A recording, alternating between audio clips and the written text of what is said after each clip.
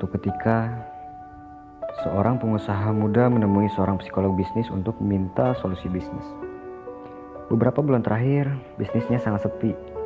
Tidak ada seorang pembeli pun yang masuk ke tokonya. Padahal, saat pembukaan tokonya untuk pertama kali, pengunjung selalu ramai datang setiap hari. Tentu pemasukannya pun semakin meningkat. Karena beberapa bulan terakhir, tokonya sepi. Ia harus mengeluarkan uang pribadi untuk membayar gaji para karyawan dan biaya operasional lainnya. Ia sangat mengkhawatirkan kondisi tokonya. Si pengusaha lantas menceritakan semua yang terjadi di tokonya kepada psikolog bisnis.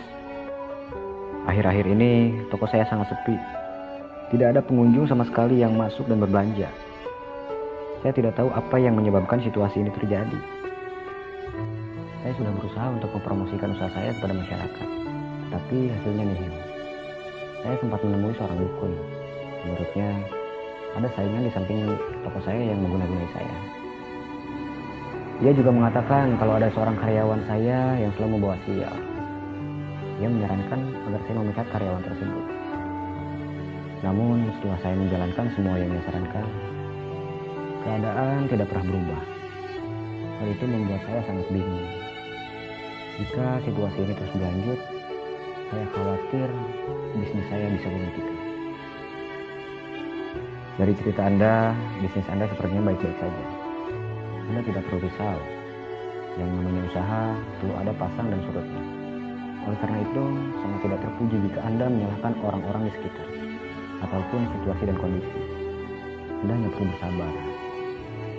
Anda masih beruntung karena bisnis Anda baru beberapa bulan ini sepi. Ada sebagian pengusaha yang juga klien saya pernah mengalami kondisi seperti yang sedang Anda alami saat ini. Mereka bahkan mengalaminya lebih lama dibanding Anda, jelas psikolog. Lalu, apa yang harus saya lakukan dengan toko saya? Tanya pengusaha muda itu. Anggap sekarang toko Anda masih dalam tahap perkenalan kepada masyarakat. Jangan jadikan hal itu sebagai beban. Anggap saja belum saatnya bagi Anda untuk berhasil. Yakinlah bahwa suatu ketika Anda pasti berhasil. Sekarang yang perlu Anda lakukan adalah memberikan pelayanan terbaik kepada pengunjung yang datang ke toko Anda. Meskipun ia hanya melihat-lihat tanpa berbelanja. Perlakukan ia dengan baik dan buat ia merasa senang saat berada di toko Anda. Dengan demikian, ia akan menceritakan hal yang pernah ia alami di toko Anda kepada saudara dan teman-temannya, sehingga mereka pun berminat untuk datang dan berbelanja di toko Anda. Nasihat psikolog bisnis. Satu lagi yang perlu saya tambahkan, kata psikolog itu lagi. Akan lebih baik lagi jika Anda belajar untuk tersenyum saat berada di toko Anda. Anda tampaknya jarang tersenyum. Anda juga bisa mengajari semua karyawan Anda untuk selalu tersenyum jika berada di tempat kerja. Selalu berikan senyuman yang tulus kepada setiap pelanggan yang memasuki toko Anda. Pengusaha muda itu pun pamit pulang dan langsung mempraktikkan nasihat dari psikolog bisnis. Beberapa bulan kemudian, para pembeli mulai berdatangan untuk berbelanja. Ia bahkan harus mencari tambahan karyawan agar bisa melayani semua pembeli yang semakin hari semakin banyak.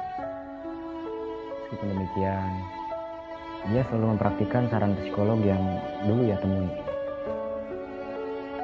Jika menemui kegagalan dalam bisnis, jangan pernah menyalahkan apapun atau siapapun.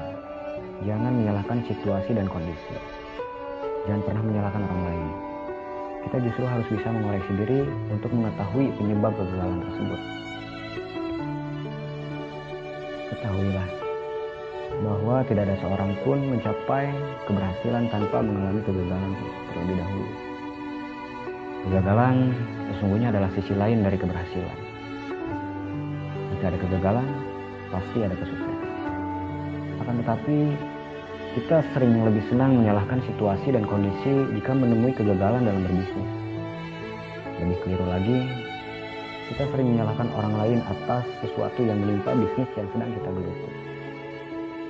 Kita menganggap bahwa apa yang terjadi adalah akibat tindakan orang lain. Anggapan tersebut merupakan kekeliruan yang fatal. Kegagalan adalah teguran agar kita bisa melakukan sesuatu dengan lebih baik, lebih sempurna.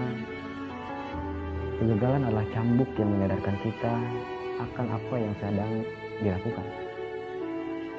Kita mungkin melakukan sesuatu secara belum tepat atau kurang bagus sehingga menemui kegagalan.